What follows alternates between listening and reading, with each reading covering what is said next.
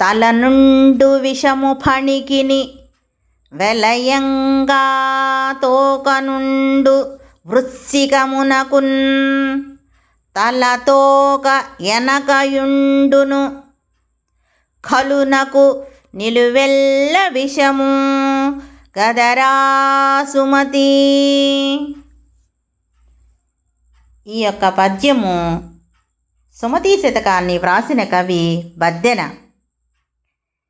దీని యొక్క తాత్పర్యం ఏమనగా, సుమతి ఓ మంచి బుద్ధి గలవాడా, పామునకు కూరల యందును తేలునకు తోక కొండి యందును విషము ఉండును.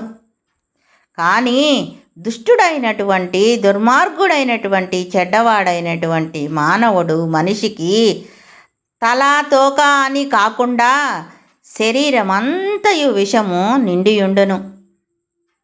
అంటే ఇక్కడ అర్థము ఏమనగా, పామునకు కూరల యందే విషముంటుంది, తేలునకు తోక కొండి యందు మాత్రమే విషముంటుంది.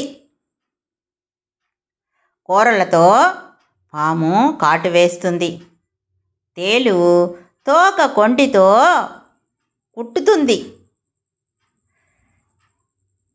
అది విషముగా మారుతుంది, మనిషికి ప్రమాదము. కానీ దుష్టుడైనటువంటి మానవునకు తల తోక అనే కాకుండా శరీరమంతయు విషము అనగా ఇక్కడ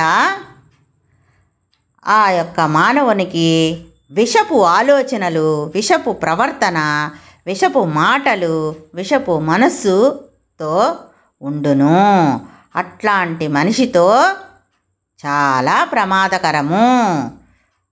అట్లాంటి మానవునితో దుర్మార్గుడైనటువంటి దుష్టుడైనటువంటి చెడ్డ ప్రవర్తన కలిగినటువంటి విషపు మనస్తత్వం ఉన్నటువంటి మానవునితో జాగ్రత్తగా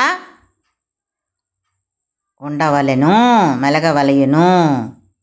చాలా ప్రమాదకరము ఇట్లాంటి మనస్తత్వం ఉన్న మానవుడు అని అర్థము.